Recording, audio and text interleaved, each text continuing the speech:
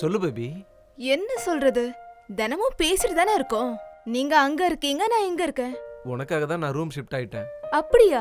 இங்க இருந்து ஆஹா, வீக்கெண்ட் முழுக்க நம்ம கலக்கிரலாம். அடேங்கப்பா. நீ எனக்காகலாம் ரூம் ஷிஃப்ட் பண்ணிருக்க மாட்டே, ஓ ஃப்ரெண்ட்ஸ்க்காக தான் ஷிஃப்ட் பண்ணிருப்ப. எதுக்கு என்ன இம்ப்ரெஸ் பண்ணணும்னு போய் சொல்லிட்டு இருக்க? அதான் எனக்கு பிடிக்காதுல. என்ன ஏன் நீ நம்ப மாட்டற பேபி? போதும் போதும் உன் டிராமாலாம். ஃப்ரெண்ட்ஸ் கூடலாம் இல்ல, சிங்கிளா தான் ஃபிளாட் எடுத்திருக்கேன். அதுவும் 2 BHK. நிஜமாவா? ஏன் மேல சத்தியம் பண்ணி சொல்லு. ஆமா நிஜமா தான் பேபி. நீ சொல்றத யார் நம்புவாங்க? வீக்கெண்ட்ல நம்ம 2 பேரும் தனியா என்ஜாய் பண்றதுக்கு தான். அதுக்கு இடம் வேணும்ல, சீ. அதுக்காக தான் ரெடி பண்ணிருக்கேன். ஏ போடா, உனக்கு எப்ப பார்த்தாலும் அதே யோசனை தான். உனக்கு கொஞ்சம் கூட வெக்கமாவே இல்லையா? எல்லாத்தையும் நீ பார்த்ததுக்கு அப்புறம் எதுக்கு உனக்கு டேய் வெக்கம்? ஸ்டூபிட், கொஞ்சம் அமைதியா இருக்கியா? இல்லனா உன்ன. இரு யாரோ வந்திருக்காங்க, டோர் தட்டுறாங்க. வணக்கம் சார். உங்களுக்கு யார் வேணும்? சார், நீங்க ஃபிளாட்டுக்கு புதுசா வந்திருக்கீங்கன்னு சொன்னாங்க. அதுக்கு? இங்க ஃபிளாட்ல எல்லா வீட்லயும் நான் தான் சார் வேலை செய்யறேன். உங்க வீட்லயும் ஏதாவது வேலை இருக்குமான்னு. ம், நான் எல்லா வேலையும் செய்வேன் சார். வீடு பெருக்கிறது, துணி துவைக்கிறது. மாசம் 3000 ரூபாய் போதும் சார். சரி ஒரு 3 நாள் வந்து வேலை செய். பிடிச்சிருந்தனா கண்டினியூ பண்ணுவேன், இல்லனா 3 நாள் பைசா மட்டும் தான் தருவேன். அப்படியே பண்றேன் சார். நீங்க எப்படி சொன்னாலும் சரிங்க சார். நான் வரேன் சார். ம் சரி கிளம்பு. ம்.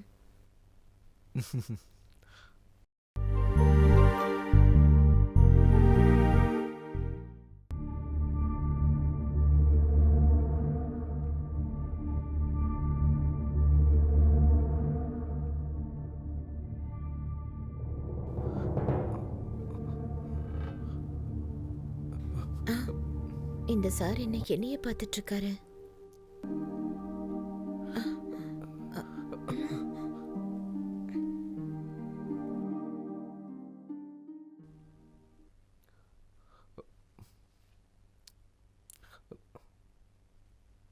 ம், ம்.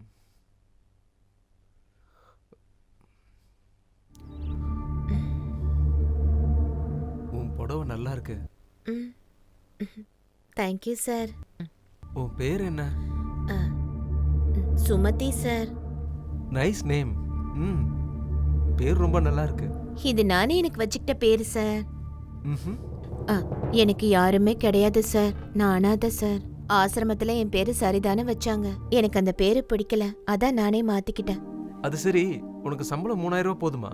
என் வாழ்க்கையில என்ன தவிர வேற யாரு சார் இருக்கா? இந்த அபார்ட்மெண்ட்ல 20 பிளாட் இருக்குல்ல, ஒரு பிளாட்டுக்கு 3000 ரூபாய் தராங்க. மொத்தம் 20 பிளாட் 60000 ரூபாய் வருது சார். அது மட்டும் இல்லாம ஒருத்தவங்க வீட்ல டிஃபன் கொடுப்பாங்க, இன்னொருத்தவங்க வீட்ல மத்தியான சாப்பாடு, இன்னொருத்தர் நைட்டு சாப்பாடு கொடுப்பாங்க. செலவே இல்லாம சாப்பாடு கிடைக்குது. இதுக்கு மேல என்ன சார் வேணும்? அதிகமா ஆசைப்படக்கூடாதுன்னு பக்கத்து வீட்டு பாட்டி சொன்னாங்க. தனியா இருக்கிறப்போ அது நல்லது இல்லையா? என்னோட வேலை முடிஞ்சிருச்சு சார். நான் கிளம்பட்டுமா? சரி போயிட்டு வா. ம்.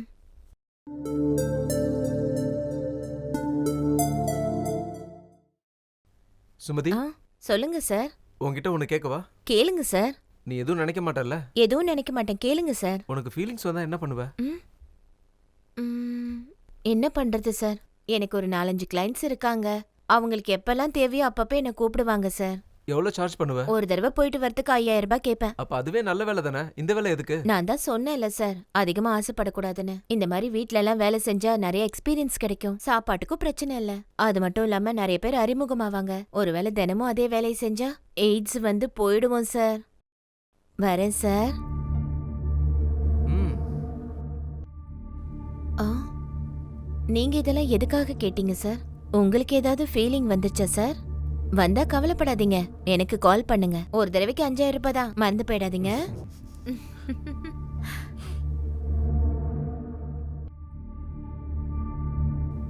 என்னாச்சு பேபி? ஏன் இப்படி அவாய்ட் பண்ற? ஏ இங்க பாரு, உனக்கு என்ன கொண்டு வந்திருக்கேன்னு பாரு. ஒரு தடவை திரும்பி பாரு. ஏ பாருங்க, வச்சுக்கோ.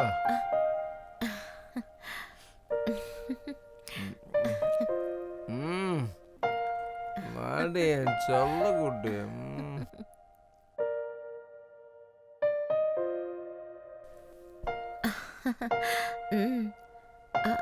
ரெகுலரா டிஃபரெண்டா சார்? அப்படின்னா? ரெகுலர்னா உங்க மேல நான் ஏறுவேன், இல்லனா நீங்க என் மேல ஏறணும். டிஃபரெண்ட்னா பாஸ் எம்ப்ளாய பலாத்காரம் பண்ற மாதிரி, ஓனர் வேலைக்காரிய பலாத்காரம் பண்ற மாதிரி, இந்த மாதிரி டிஃபரெண்டா இருந்தா நல்லா இருக்கும்ல. உனக்கு நிறைய எக்ஸ்பீரியன்ஸ் இருக்கு போல. இருக்கிறது ஒரே ஒரு வாழ்க்கை தானே சார், எல்லாத்தையும் டேஸ்ட் பண்ணணும்ல. அப்படியா? அப்படின்னா சரி வா. ஆஹா, வேண்டாம். வேண்டாம் ப்ளீஸ் செல்லம். செல்லம். வேண்டாம் வேண்டாம் ப்ளீஸ். ப்ளீஸ் செல்லம். ப்ளீஸ் செல்லம். வேண்டாம் வேண்டாம் ப்ளீஸ். வேண்டாம்.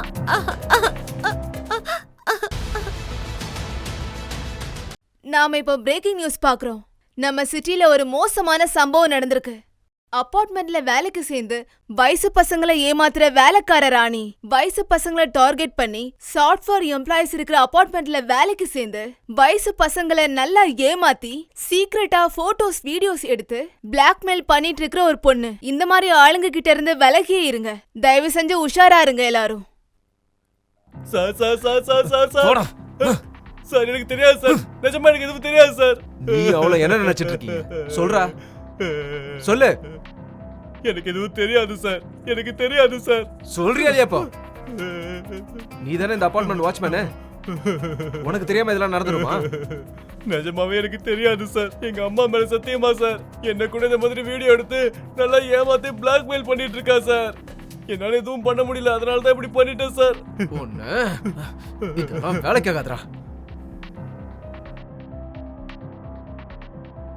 ஹலோ, சொல்லு பேபி. பேபி, இந்த வீக்கெண்ட் உன்னோட பிளான்ஸ் என்ன? எனக்கு 3 days ஹாலிடேஸ் இருக்கு, மீட் பண்ணலாமா? Sorry baby. சாரியா? எதுக்கு? சடனா ரூமை மாத்த வேண்டியதாயிடுச்சு. நான் ரூமை மாத்திட்டு சீக்கிரமா அந்த ரூம் எங்க இருக்குன்னு சொல்றேன். அப்ப சரி. டேய், இங்க இருந்து போடா.